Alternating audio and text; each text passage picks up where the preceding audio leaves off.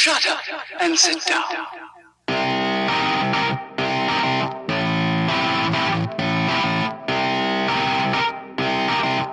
What's the story, internet? I hope everyone is having a wonderful Tuesday afternoon. I know I am.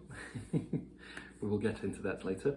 But here I am again with my review of today's Champions League matches. So starting off with Rennes versus Chelsea. Chelsea unsurprisingly winning. Surprisingly only 2-1, and it did take until the 91st minute for Olivier Giroud to score the winning goal. And looking at the statistics, Rennes had the more shots, had the possession. It was only 51-49, but still. So Rennes had a bit of control. Chelsea did score in the 22nd minute, so they had control for most of the match. And then, I'm not even going to try and say his name, but the Rennes player got the equaliser in the 85th minute. So a bit sorry for them not to come away with a point since they were level, but unsurprisingly Chelsea win 2-1. But it wasn't the 3-0 that they won the first time. So Sevilla beating Krasnodar 2-1. Again, not surprising. I predicted this from the get-go. Fair play to Krasnodar though, because it seems like Sevilla had 23 shots, albeit only 8 of them were on target, but only 2 of them went in. So, but they also left it late. They scored early, Ivan Rakitic scoring in the 4th minute, and then Krasnodar equalising in the 56th minute, and then Sevilla scoring in the 95th minute to take all 3 points. So fair play to them. That group is pretty much wrapped up. Chelsea have already gone through, and I'm pretty sure that Sevilla have already gone through as well. So, so that group is already wrapped up. It's just between Krasnodar and Rennes who goes to the Europa League. So, so that's all there is to that group. Manchester United 4, Istanbul, Başakşehir 1. It was a tale of two halves. Manchester United in the first half were untouchable. Manchester United in the second half looked shaky at best. Başakşehir looked like the team that beat us in the first match, but scored 3 goals. Bruno Fernandes with 2, Marcus Rashford with a penalty, and then Dan James in the second half getting a nice bow on proceedings. We did look better in the final 5 minutes for some reason, but between half time and the 90th minute we just looked so lost. But Bruno Fernandes with a great goal and then a bit of a scrappy goal, but he gave Marcus Rashford penalty duties. I think he knows that he was at a bit of not necessarily a lack of confidence, but he has missed 3 of his last 3 penalties and then had 2 retaken, so it only shows that he's missed 1, but I think he realises that on this occasion it was probably best to get the penalty scored, and that takes a big man to admit that, so fair play to him. And fair play to Başakşehir because even though they ended up losing 4-1, they didn't play like a team that lost 4-1, especially in the second half. First half we were all over them, but so that means that Manchester United are top of the group with 9 points, and then PSG and Leipzig are level on 6, and then Başakşehir are on 3. So it's not wrapped up. Anything can happen. There's still 6 points to play for. So we'll just have to see what happens there. In the reverse fixture, PSG and Leipzig, PSG won 1-0 thanks to a Neymar penalty. Seems like it was a lot closer game in Paris than the one in Leipzig.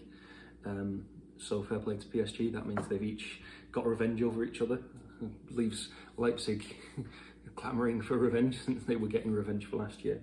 Fair play to PSG though. They got the 3 points that they needed, and now, as I mentioned earlier, they're level on 6 for the group. So puts the last 2 matches very interestingly.